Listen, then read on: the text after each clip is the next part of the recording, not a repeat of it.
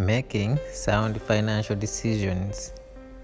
Whether you are in a business or not, whether you have a job or unemployed, even if you are still a student, you might even be a social entrepreneur, a doctor, or a teacher.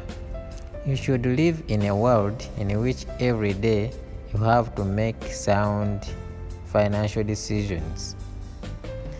You also live in a world in which others around you, including local and national leaders as well as business leaders, must have the capacity to make sound financial decisions for the well-being of all. Ultimately, how sound your financial decision making is will be seen in the results.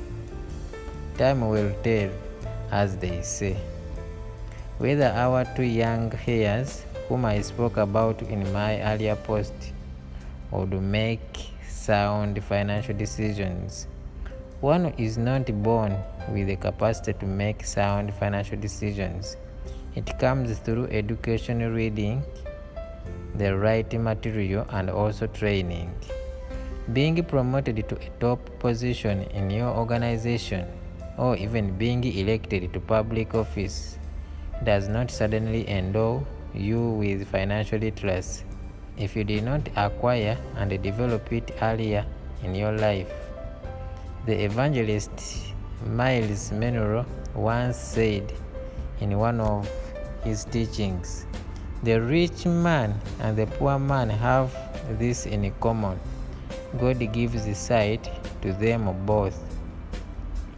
I have seen people who inherited greater riches than what these young people got go on to lose them, even ending up in debts that far exceeded what they got in the first place. Poverty can come at a bewildering speed if one is careless in the manner they approach matters of financial decision makings. And there is no one who is exempt from having to make sound financial decisions. Even if you are in the village with few cows and goats, it is even more critical. I also seen people who started with very little go on to create spectacular wealth for themselves and their nations. At the heart of this is the ability to make sound financial decisions. It must be done each and every day. It must be done for the short and for the long term.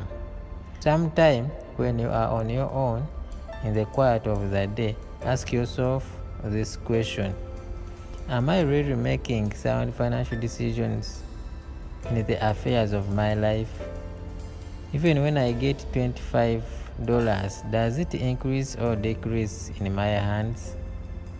It always starts with how you handle even the smallest sums. Make a conscious effort to acquire and develop your financial literacy.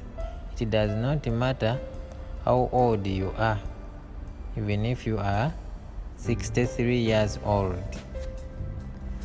Humility is that quality which enables you to self-assess or even to accept criticism from others. It is also that quality which enables you to change course if the direction you are taking is not yielding the desired results. By the way, the worst financial decision you can ever make in your life is to steal something. The second is like it, and that is to cheat someone, even if it would appear that you were never brought to an account for it.